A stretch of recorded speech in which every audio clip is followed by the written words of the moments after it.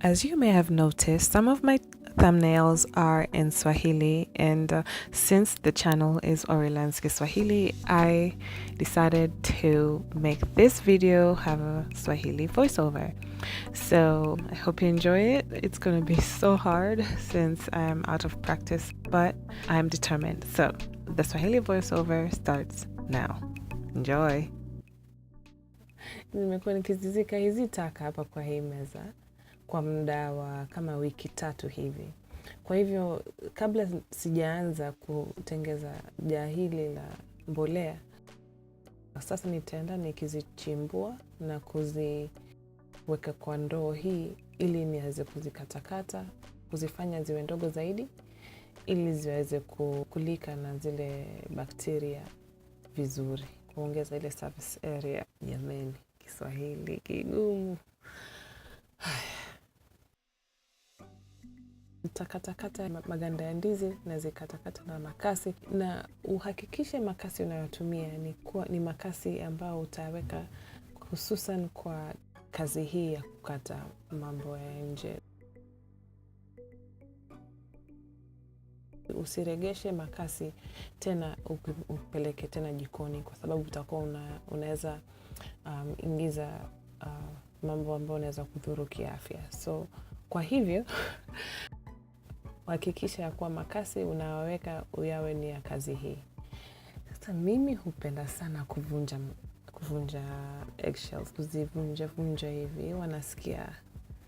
Nasikia raha sana nikizivunja. Kwa hivyo utaona mara nyingi nikizivunja.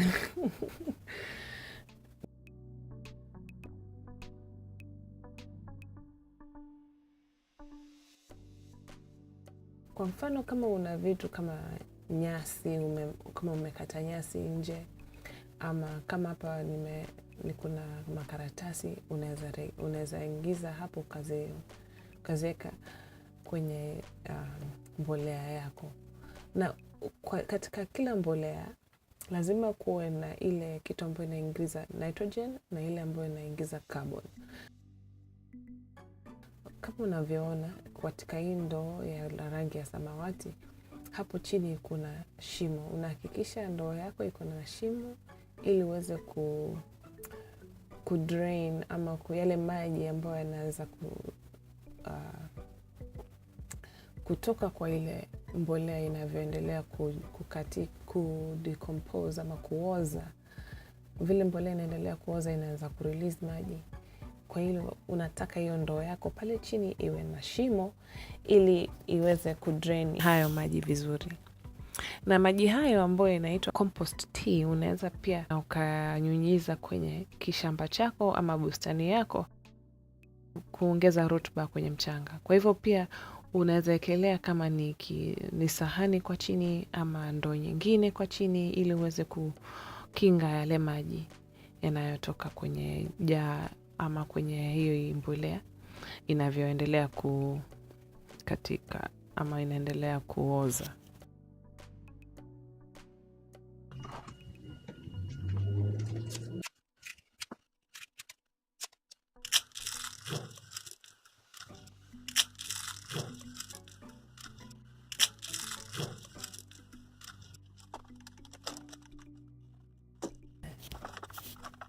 Sasa baada ya kuongeza vitu vyote vyenye vina nitrogen, unafaa kufunika tena na carbon. Kwa hivyo nitaendelea kuweka majani yaliyokauka, karatasi au gazeti iliyochana yawe kwenye vipande vidogo vidogo. Unaweza unyunyiza pale juu ili kuhakikisha kuwa isianze kuleta uvundo ama kutupa ama kunuka, kwa sababu hii itakuwa ni kama vile inaanza kuoza, na ikianza kuoza vile inaanza kutoa harufu. Kwa hivyo unataka kufunika ile na kitu ambayo iko na carbon.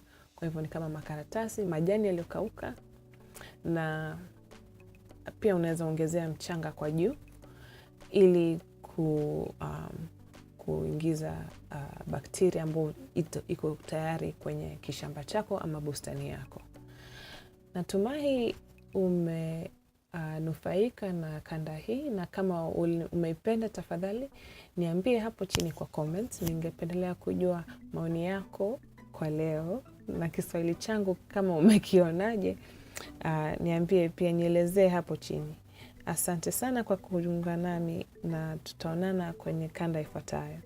Muwe na siku njema. Kwaherini.